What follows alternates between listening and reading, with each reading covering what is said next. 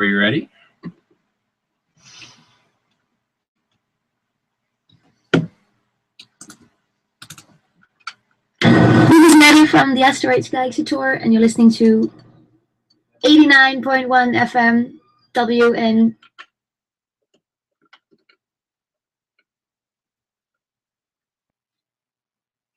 All right, enough of that. You are listening to The Other Football on WNYU.org. Good morning, afternoon. We get that. Man, I am all over the place right now. Good morning, afternoon. That makes no sense. Good morning, afternoon. Good afternoon, listeners. You're listening to The Other Football. Let's restart that. I'm Justin Block. I'm joined as always by the one, the only Rohtas Wadera. What's up, Rohtas? How's it going, man? It's going great, man. How are you? How was your Thanksgiving? My Thanksgiving was great, man. We had the family over, watched some NFL football, ate a lot of Chinese food, basic stuff. Did some Black Friday shopping. Oh yeah. I mean, we got the chance to go to Jaya. In Gramercy? Oh, so you just had the best Indian food ever. Exactly. No, Thai food. Oh my God, Rohtas, I hate you. So delicious. Anyway, this is our first ever. This is a big deal for us right now. Yeah. Enough of the chit chat. We have our first live simulcast ever right now. I don't know if anybody's watching yet, but it's there for the world to see.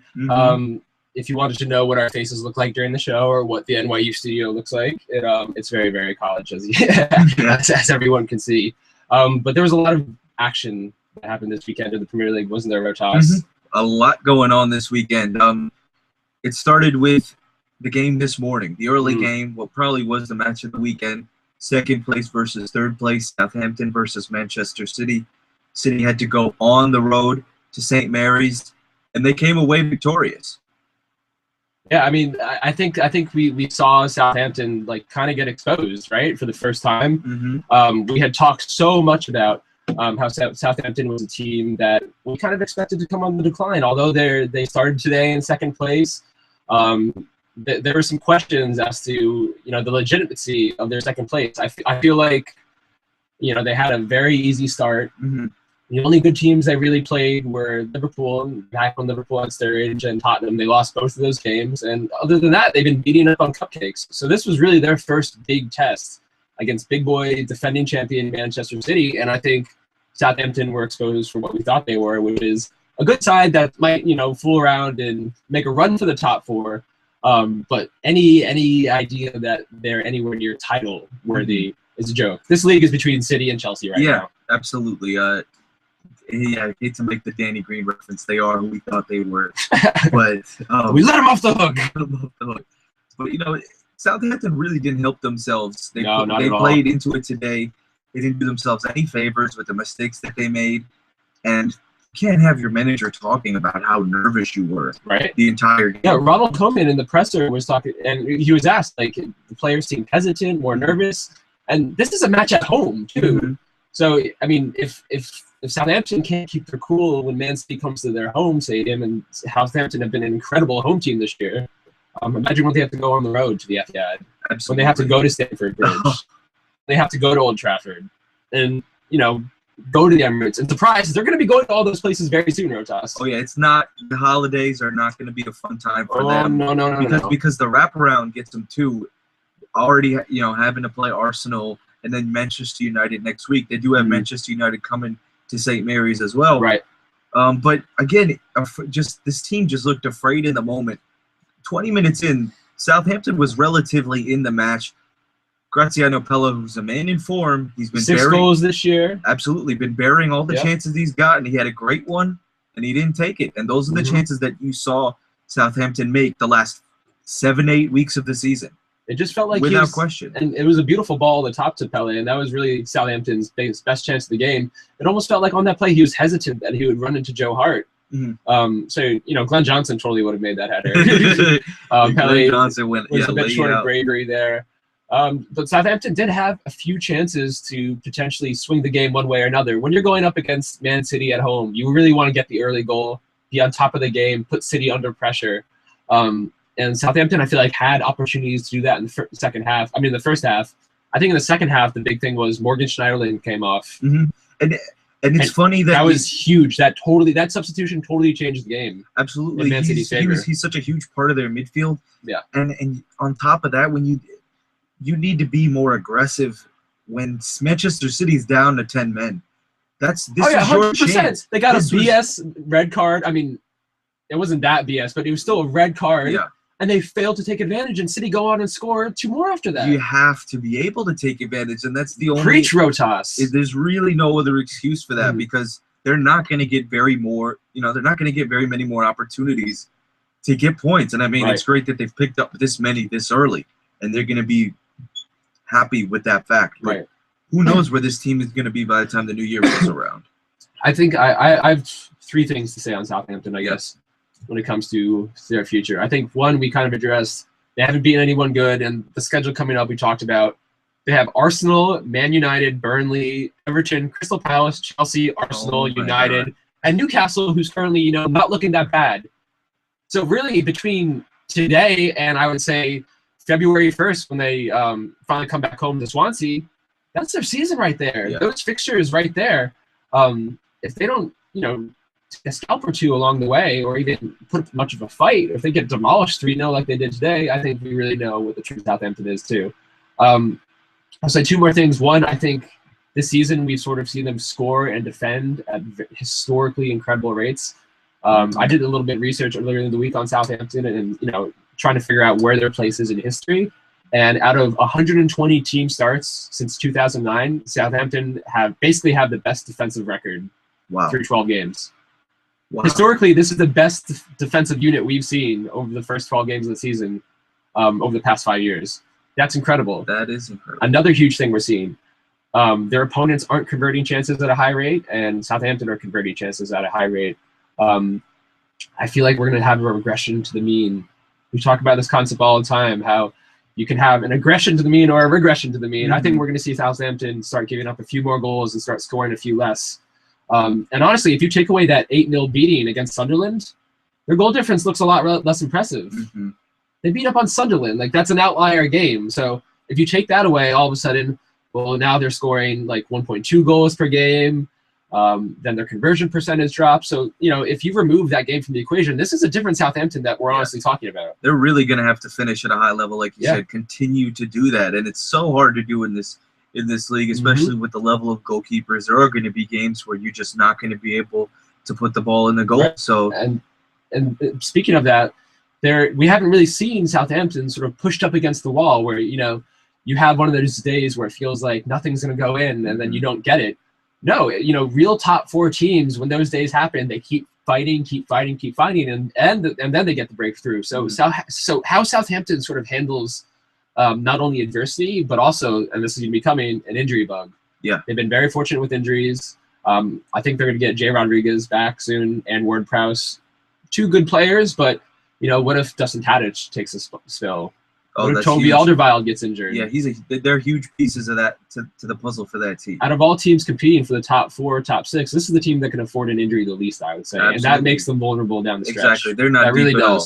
They're not deep at all. But a team that is deep, the team that they played, Manchester City, this could be a turning point in their season, because now you're looking at them gaining 2 points on Chelsea, who had a 0-0 draw against Sunderland. And they beat Bayern earlier in the week, Absolutely. So, this is City's really starting to hit their stride and they certainly got better play from Yaya Toure today. They got better play from all around the pitch, and they took advantage of their chances, which is what makes them so good. Especially you watch them on that counterattack on the 3rd goal. Vicious. Just and Aguero blew a 1-on-1 chance too. They could have had more out of that game, to be honest. Just one-touch passing of the highest quality.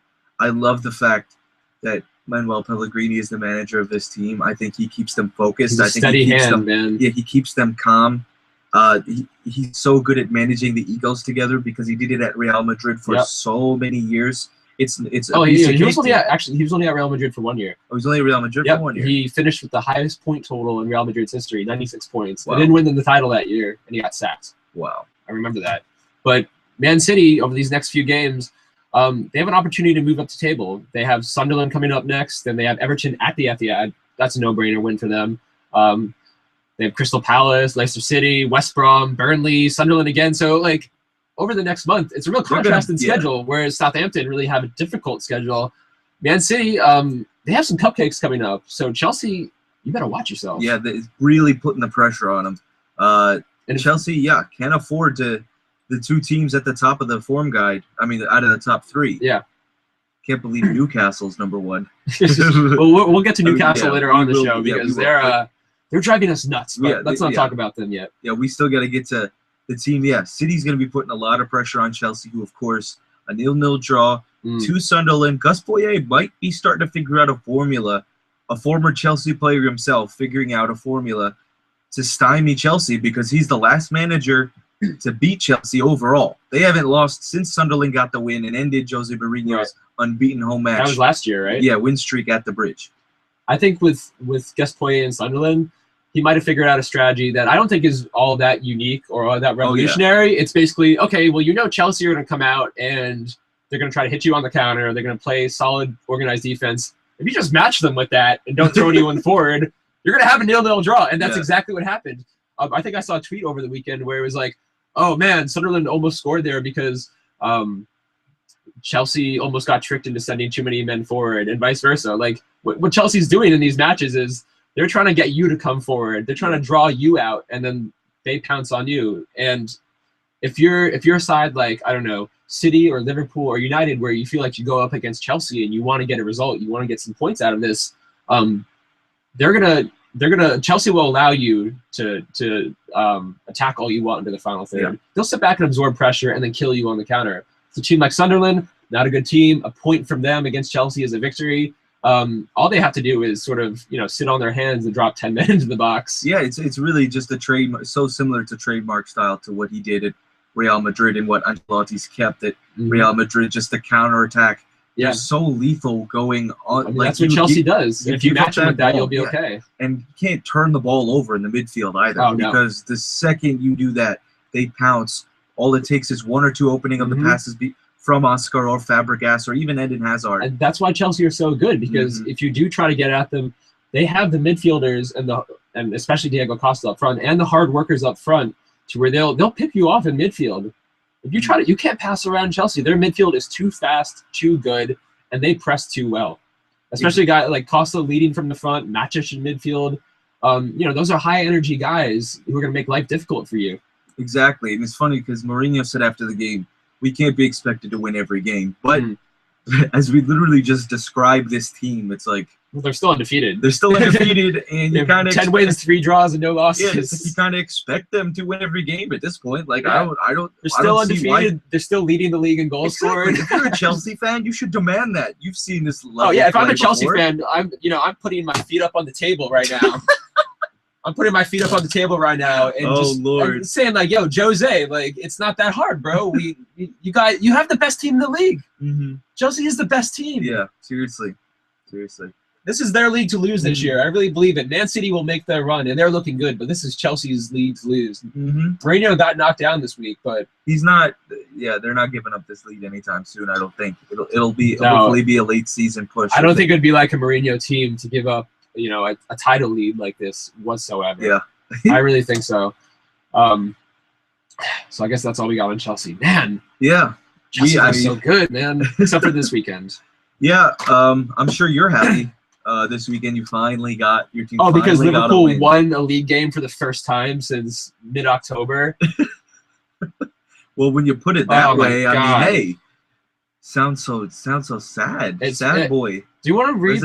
Liverpool had 3 consecutive Premier League defeats, dude. I mean, yeah, they're middle of the table. This hasn't happened since like the Rafa. This is Hodgson. Can you believe they're close? Right, did you think by December that they would be closer to the bottom of the table than they did? If you had told me that Daniel Sturridge would be injured for the entire year, I'd say maybe. But goddamn, man. And Mario Balotelli. I mean, it's just.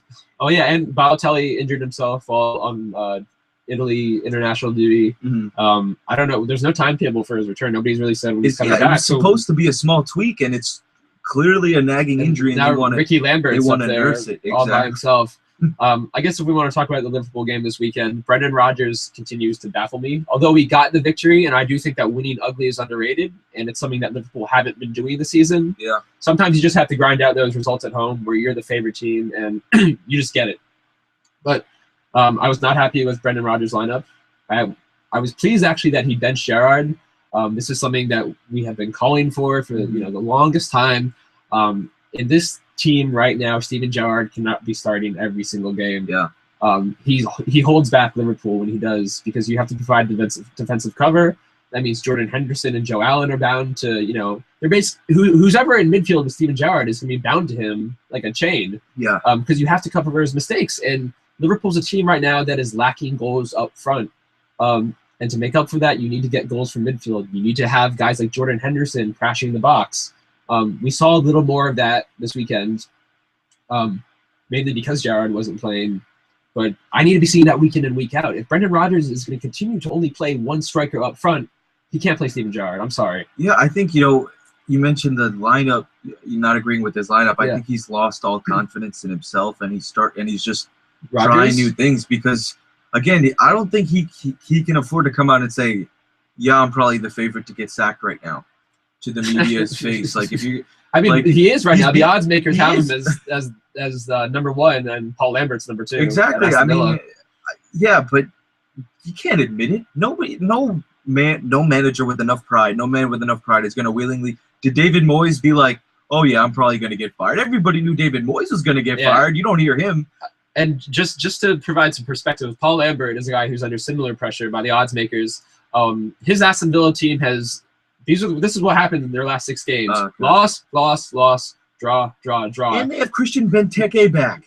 And it's like, so not to get on a tangent again about Villa. Do you think Roy Keane is like totally just like yelling at everyone and just messing up the chemistry as an assistant coach? What, at Villa? Yeah, I don't know if he's like. I don't know what's going on there, but when Lambert gets sacked, we'll probably find out. Yeah. But not to go on a tangent about Villa, but it just shows like Brendan Rodgers is being viewed equally with a manager who hasn't won a game in about 2 months.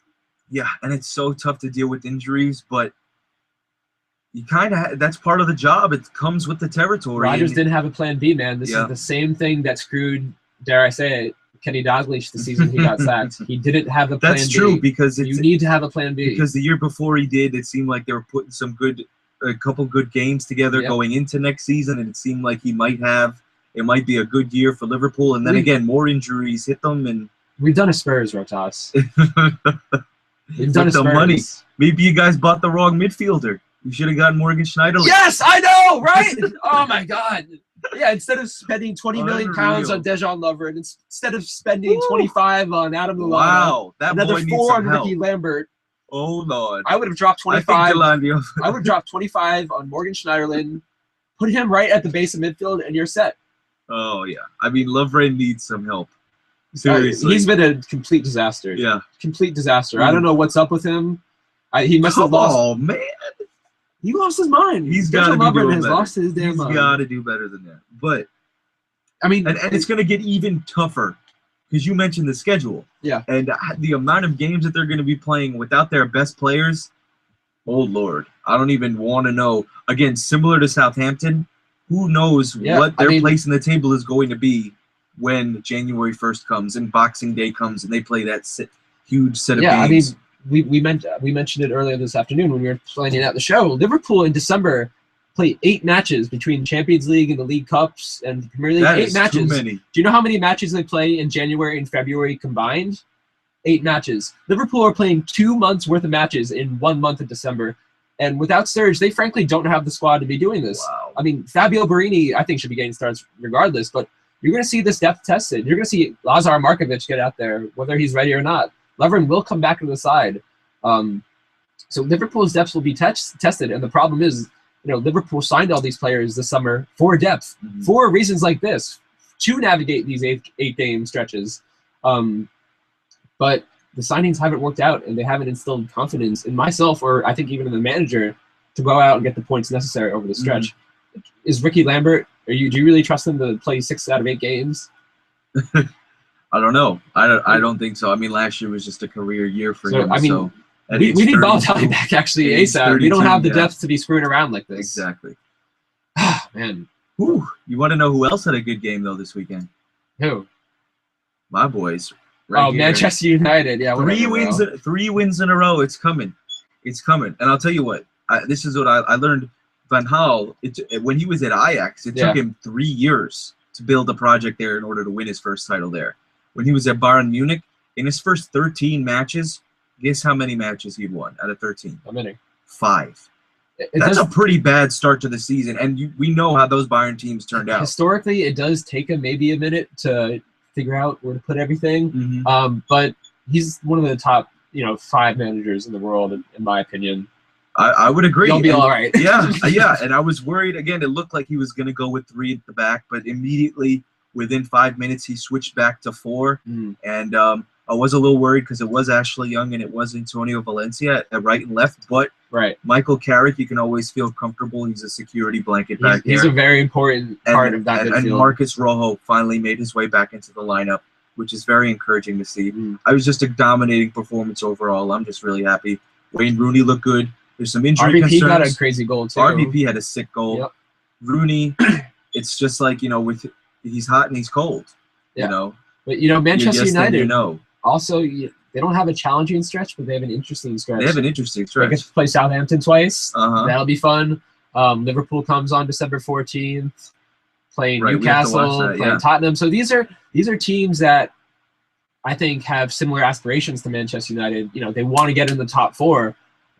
So these are going to be some really, really hard battles for Manchester United. And it's important that they get points from these games when Rooney's playing well, rather than when he hits his cold streak, because RVP was lacking confidence. Now he's got some back. Falcao came off as a sub and looked good on the ball.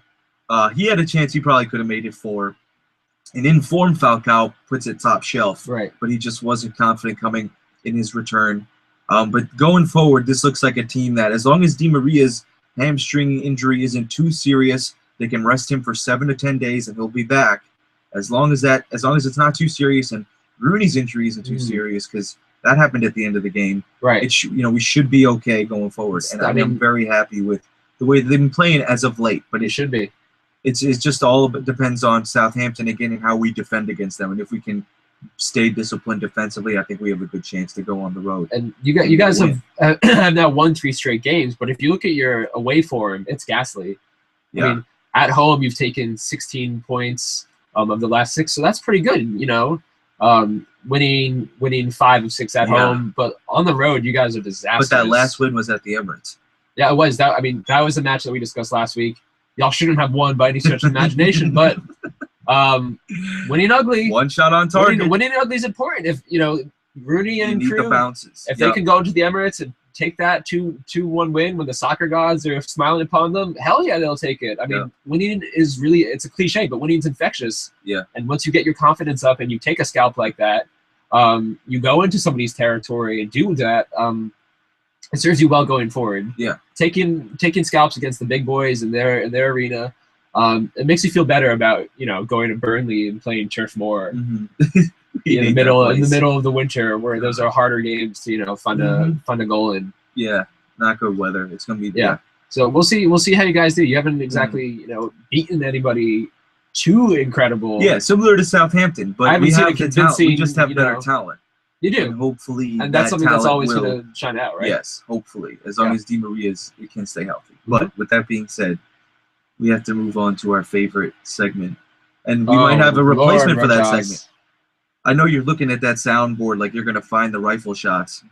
If you do, I'm limiting you. You only get to play that 3 times. All right, not more than that, because my eardrums are gonna burst every time. Well, I'm playing a plane crash right now. Oh, okay. All right, so it's all right. Enough of that. Anyway, look, because we might have to bring down. Has Alan Pardew? How's Alan Pardew been sacked yet, Rohtas? No, Tell me. They actually lost their first game in 6. Why are they first in the form guide? They've won 5 their last 6 matches. What is going on? They've won 3 straight at home. This is a team that was booed relentlessly at home for the first 3 months of the season. St. James Park wanted Pardew gone. And they've responded with 2 consecutive draws at home. And then they won 3 straight at home. Breach. I mean, woo! Alan Pardew is the biggest rapper in the game, boy. It was a Teflon Don, right? He is Teflon Don. I mean, they still lost this weekend though against the West Ham team that now sits 5th in the table. West Ham now. This game looked like the West Ham. I mean, West Ham is a great home team. We discussed how good their home form was earlier in the year when they beat Man City at home. Yeah. going to Upton Park and going to that side of London, that's hard. Mhm. That's hard now. I'm afraid to go to It West is with Ham all now. the bubbles. I love the bubbles there. Oh, Come on, that's so cool. That is so cool. no, dude, I hate the That's bubbles. such a great tradition. I love that. No, to me, like having bubbles Be is a like hammer. having a beach ball on Fan the of pitch. the Hammers. The Hammers. Yeah, we should watch Green Street Hooligans. We soon. should. We should. I love that movie. We should.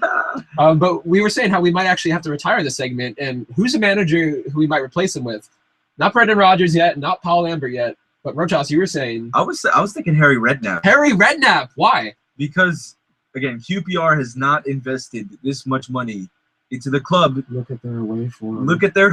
They've lost 6 consecutive away. Yet they sit 11th. They sit mid-table because of their wins at home. Bizarre. That is so bizarre. But again, Redknapp, it's really just it comes down to they've spent so much money. They did not hire him. They get back to the Premier League on a last-second kick from Bobby Zamora. They Yep. did not go through a year in the championship to go A year to which be they dead didn't last. even want to be in because they paid all these wages to like these, good quality name players. Exactly. And the win, they did get an important win. They beat Leicester City 3-2 to move them up, to put Leicester bottom, but they're still in the relegation zone at 18th. And it's something that we're going to have to monitor. You know what I think about Harry Redknapp? I think he's Tupac, man. He's Tupac because why? I think he's Tupac because, he just keeps it real. But hasn't he never been fired? Yeah, that's true. If you actually look at Harry Redknapp's managerial record, he has never once been fired because of a lack of merit. Anytime he's ever left the job, it's either because he's quit, he's resigned, or he had a bust up with the ownership over a contract. Gotta be dispute. like an He's autobiography. never separated, the owner sacking you because you're crap. No, it's never been like that. He's too Teflon for that, man. He's too tough. He's Harry Redknapp. He can't read, man. No. The man can't read or do math. Like, He seriously, keeps it too real. he's got to turn it into an autobiography one day or something. What? Like, just the amount of times. Like, he's been literally at 3 or 4 different spots. And the fact that you haven't been fired once because of your performance, that's Well, it's because he always has a Unheard bust of. up with ownership, either over control unheard or of. a contract. So Yeah. if we hear ownership sort of rumbling around Harry Redknapp in a few weeks, I think he's as good as gone. Yep. So we'll monitor that. We've got 30 seconds left in the show. Not much time for added time. Rohtas, talk about the Red Bulls.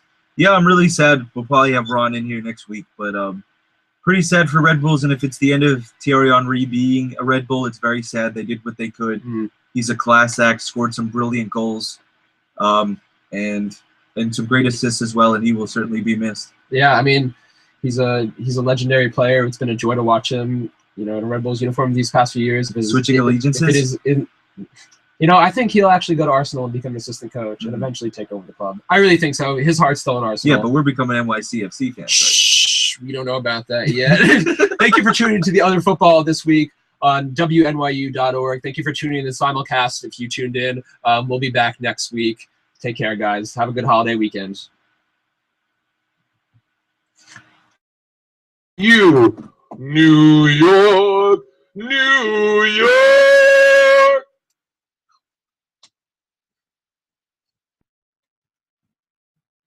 You're listening to 89.1 FM WNYU, New York.